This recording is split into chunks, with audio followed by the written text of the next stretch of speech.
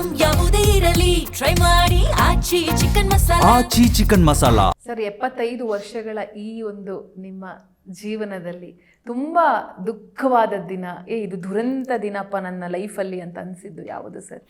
ತುಂಬಾ ಕಣ್ಣೀರು ಹಾಕೊಂಡಿದ್ದಾಗಿರ್ಬೋದು, ನೋವಿನಲ್ಲಿ ನರಳಾಡಿದ್ದಾಗಿರಬಹುದು, ಆ ಥರದ್ದು ಏನಾದ್ರು ಇದ್ರೆ ಹೇಳ್ಕೋಬಹುದಾ ಸರ್ ನೀವು ಅಂತ? ಅಲ್ಲ, ವೈಯಕ್ತಿಕವಾಗಿ ನನಗೆ ನಮ್ಮ ವೈಶಾಲಿ ತೀರ್ಕೊಂಡಿದ್ದಾಗಿರ್ಬೋದು, ನಮ್ಮ ತಾಯಿ ತೀರ್ಕೊಂಡಿದ್ದೇ ಆಗಿರ್ಬೋದು, ಅವೆಲ್ಲ ಭಾಳ ದುಃಖದ ಇದೆ ಕೂಡ.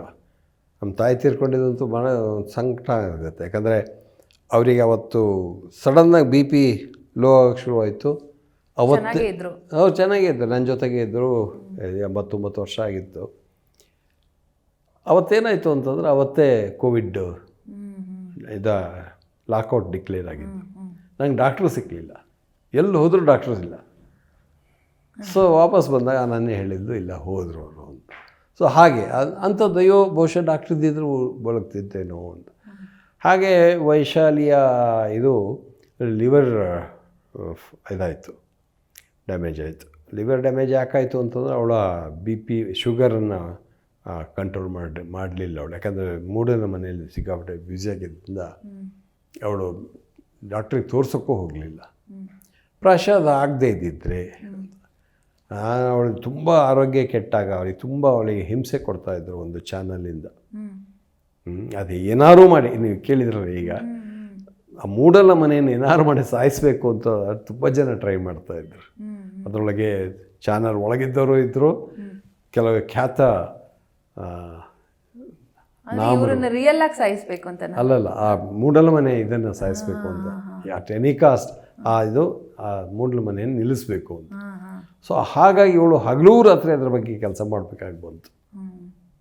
ಅದು ನಾನು ಅವಾಗ ಹೇಳಿದೆ, ಅಷ್ಟು ಯಾಕೆ ಶ್ರಮ ಮಾಡ್ಕೋತೀಯ, ನಿನ್ನ ದೇಹ ಇದು ಆರೋಗ್ಯ ಬೇರೆ ಕೆಟ್ಟೋಗಿದೆ, ಬಿಟ್ಬಿಡು ಅಂತ. ಬಿಡೋಕ್ಕೆ ರೆಡಿ ಇರಲಿಲ್ಲ ಅವಳು.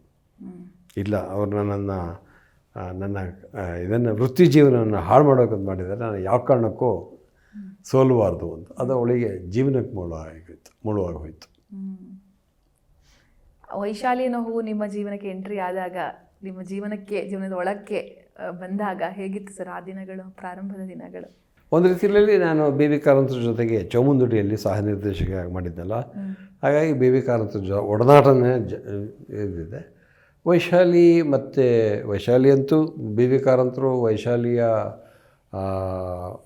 ಒಂದು ಥರದಲ್ಲಿ ಗುರುಗಳಿದ್ದ ಹಾಗೆ.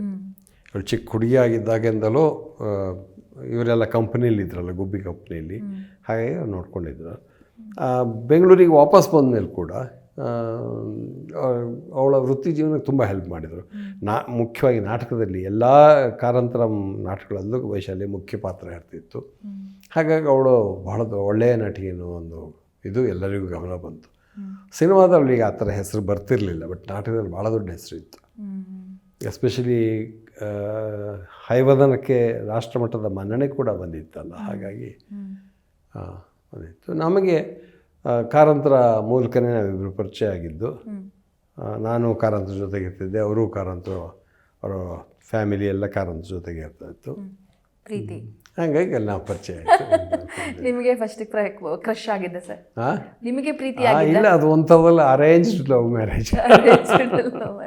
ಕಾರಂತರು ರೆಕಮೆಂಡ್ ಮಾಡಿದ್ದು, ಅದೇ ನೋಡಮ್ಮ, ಅವ್ರ ತಾಯಿ ಹೇಳಿದ್ದು, ನೋಡಿ ಬಾಬಿ ಇದು ಒಳ್ಳೆ ಹುಡುಗ, ಇವನ್ ಮದುವೆ ಆಗಕ್ಕೆ ಹೇಳಿ ಅಂತ. ಅದಕ್ಕೆ ಮುಂಚೆ ಲವ್ ಇವೆಲ್ಲ ಮಾಡಿರ್ಲಿಲ್ವಾ ಸರ್? ಪ್ರೀತಿ ಎಲ್ಲ ಆಗಿರಲಿಲ್ಲ ನಿಮಗೆ ಕಾಲೇಜ್ ಡೇಸಲ್ಲಿ? ನನಗೇನಾಯಿತು, ಕಾಲೇಜ್ ಡೇಸಲ್ಲಿ ನಾನು ಫಾರ್ಮಸಿ ಗ್ರ್ಯಾಜುಯೇಟು, ಅಲ್ಲಿ ಹುಡುಗಿ ಇರಲಿಲ್ಲ, ಅದು ಬರೀ ಇದಿತ್ತು. ಆಮೇಲೆ FTA ನಾವೊಂದು ಡೈರೆಕ್ಷನ್ನು, ನಮಗೆ ಆ್ಯಕ್ಟಿಂಗು ಅಂತಂದರೆ ಅವರ ಜೀವನ ಕ್ರಮವೇ ಬೇರೆ. ಅವರ ವೈಭವ, ಅವರು ಮಾಡ್ತಿದ್ದದ್ದು ಖರ್ಚು, ಅವರು ಮಾಡ್ತಿದ್ದಂಥ ಸ್ಟೈಲ್ಗಳು ನಮಗೆಲ್ಲ ಇಷ್ಟನೇ ಆಗ್ತಿರ್ಲಿಲ್ಲ.